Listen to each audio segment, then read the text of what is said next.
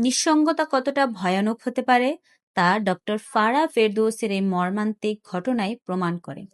একজন সম্ভাবনাময় চিকিৎসকের এভাবে চলে যাওয়া কেবল একটি প্রাণের অবসান নয়, আমাদের চেনা বা সামাজিক ও পারিবারিক সম্পর্কের এক বড় পরাজয়। আমরা ভার্চুয়াল দুনিয়ায় হাজার হাজার মানুষের সাথে কানেক্টেড, অথচ বাস্তব জীবনে পাশের দরজায় কড়া নাড়ার মানুষটারও বড্ড অভাব।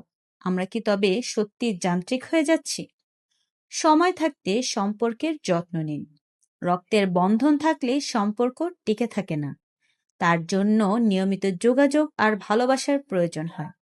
আপনার চারপাশের মানুষগুলোর খোঁজ রাখুন। কেউ হয়তো ভেতর ভেতর ভেঙে যাচ্ছে, কিন্তু বলতে পারছে না। আপনার একটি আন্তরিক কেমন আছো হয়তো একটি জীবন বদলে দিতে পারে। ওপারে ভালো থাকুন। ডক্টর ফারাহ ফেরদৌস।